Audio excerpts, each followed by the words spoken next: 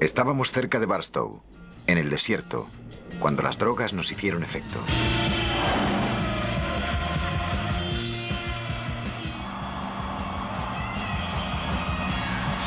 De pronto hubo un terrible estruendo y el cielo se llenó de algo que parecían murciélagos, que chillaban mientras se lanzaban sobre el coche.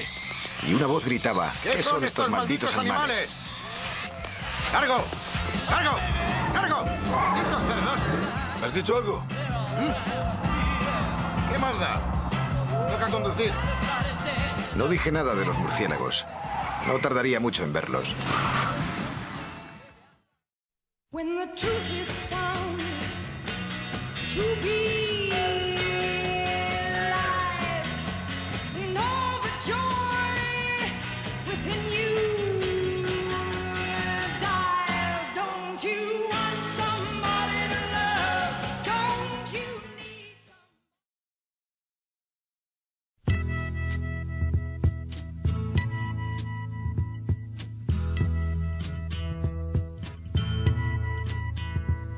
Os anos 60 foi a década que cambiou o rumbo da historia do mundo. Norteamérica veu nacer nesta década o novo xornalismo, un movemento de renovación do xornalismo tradicional que pretendía facer confluir as prácticas da profesión de sempre coas técnicas literarias que definían a novela. Esta nova tendencia creceu moi influída polo ambiente no que se desenvolveu. Estados Unidos vivía nestes anos un proceso de revolución cultural e política sen parangón.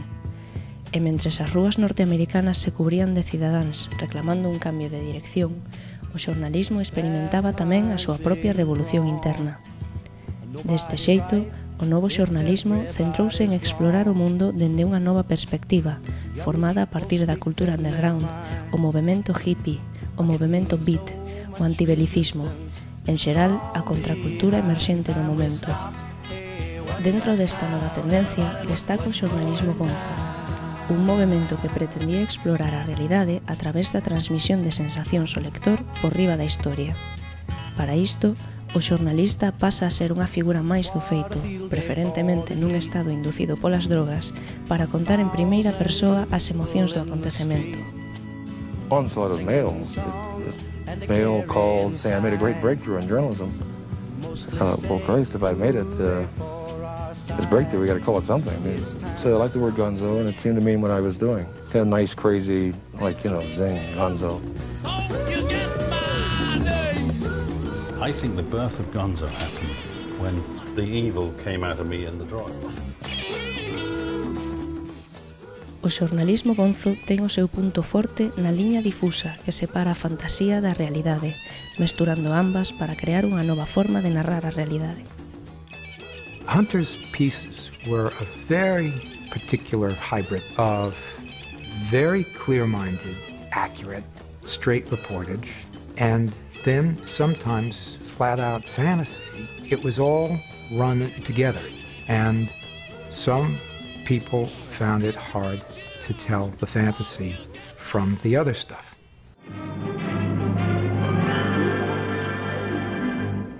What is your name, please? My name is Hunter Thompson. My name is Hunter Thompson. My name's Hunter Thompson. Hunter reminded me so much of Mark Twain. He was a reporter. Twain started out as a reporter with a wild imagination. And he's not trying to fool you. You know immediately that he is filtering reality through what Hunter called gonzo. Will the real Hunter Thompson please stand up? Hunter S. Thompson foi o creador do xornalismo gonzo.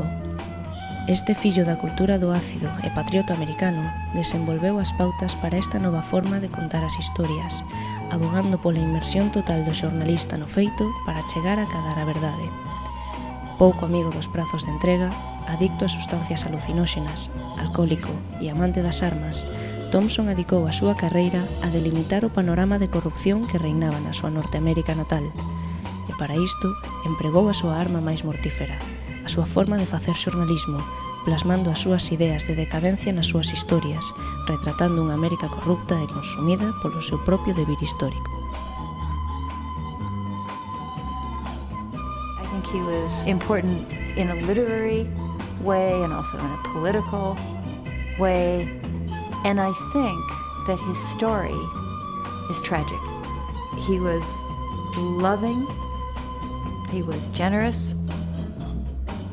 On the other end of the spectrum, the boy and the man was absolutely vicious.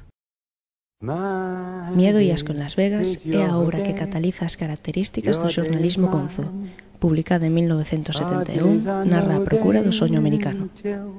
Went to Las Vegas. He was on assignment for Sports Illustrated to write about this motorcycle race. They only wanted a very brief, almost like little box about the race. He delivered this screed that went on for about 60 pages, detailing the desert and everything that happened, and it had in it a little bit of that wild, druggy feel that the final Fear and Loathing in Las Vegas had. Thompson foi enviado a Las Vegas pola revista Sports Illustrated para cubrir unha carreira de motos, pero devolveu unha reportaxe demasiado extensa e que tiña pouco que ver co motociclismo, polo que finalmente foi a revista Rolling Stone a que publicaría a extensa reportaxe por entregas baixo o pseudónimo de Raoul Duke. Hunter had rented a Cadillac and wanted me to pay for it. I said no, I'm not paying for a rent of a Cadillac. And he was like, well, I can't cover the goddamn American dream in a Volkswagen. What the fuck is wrong with you? And, of course, that's quite true. Drive your stake. Fear and Loathing in Las Vegas is ostensibly about a man in search of the American dream. We're going out again in search of the American dream. We've yet to find it. We're looking for the American dream. We were told that it was somewhere in this area, but... The American dream? Yeah, the American dream. Kill yourself and go to paradise. Is that it? Well, we're here looking for it because they sent us out here all the way from San Francisco to look for it. That's why they gave us that white Cadillac there to... Fear and Loathing in Las Vegas. It starts off like a rocket. The description of the trunk and what was in the trunk and all the drugs and the salt shakers full of mescaline and cocaine, on and on and on. It was mad genius stuff. Una galaxia multicolor de estimulantes, calmantes y alucinógenos. Y 1 litro de tequila, otro de ron, unas cervezas, medio litro de éter y 24 Emil. ¡Fuera! ¡Cerdos!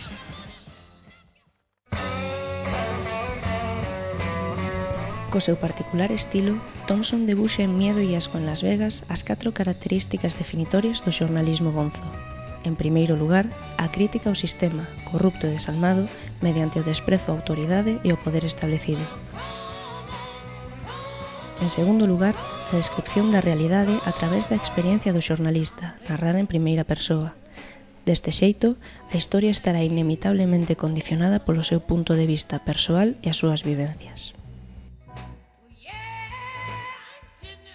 En terceiro lugar, a apoloxía do alcohol e as drogas como un método do xornalista para acadar a inspiración para compor as historias. Ignora esa terrible droga. Sí, finge que no está pasando. ¡Hola! Soy...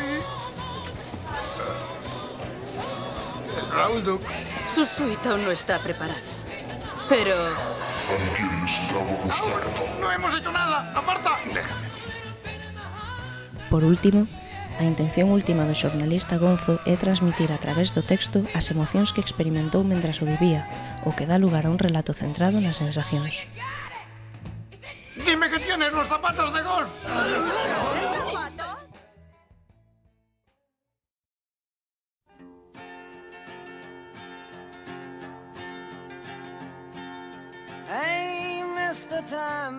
Aprendín moito do mundo do xornalismo e adquirín un sano desprezo pola profesión.